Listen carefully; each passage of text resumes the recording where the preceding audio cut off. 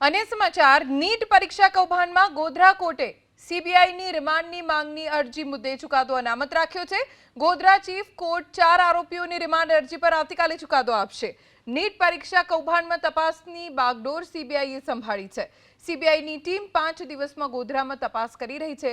દરમિયાન પંચમહાલ પોલીસે પકડેલા અને હાલ ગોધરા જેલમાં બંધ 5 પૈકી 4 આરોપીના કબજા માટે કોર્ટમાં અરજી કરી હતી। આરીફ બોરા, તુષાર ભટ્ટ, વિભોર આનંદ અને પરસોત્તમ શર્માની 4 દિવસના રિમાન્ડની માંગ કરી હતી।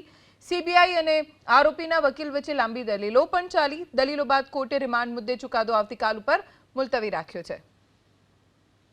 સીબીઆઈના ઓફિસર્સ અને એમના પ્રાઇવેટ વકીલ મારફતે અને ડીજીપી મારફતે એવી રજૂઆત કરી કે અમારે ઇન્વેસ્ટિગેશન કરવું છે કે આ દેશવ્યાપી જે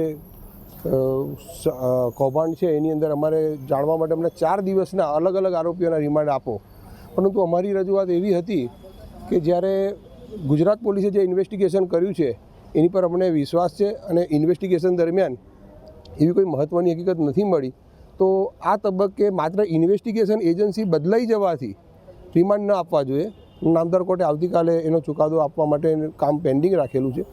જે નીટના મામલા માટે સીબીઆઈને ગુજરાત સરકારશ્રીએ જે તપાસ સોંપી છે એ મામલે ગઈકાલે મારા મારફતે નામદાર કોર્ટમાં અમારા પ્રિન્સિપલ ડિસ્ટ્રિક્ટ જજ શ્રી સી.કે. ચૌહાણ સાહેબની કોર્ટમાં 4 આરોપીઓની પોલીસ કસ્ટડી લેવા માટે અરજી દાખલ કરવામાં આવી હતી। પરંતુ આજરોજ સીબીઆઈના જે કાઉન્સિલ છે ધ્રુવ મલિક કરીને દિલ્હીથી આવી ગયેલા હતા, જેથી કરીને સમગ્ર મામલામાં દલીલો સીબીઆઈના અધિકારી અને તેઓ શ્રીએ કરેલી હતી।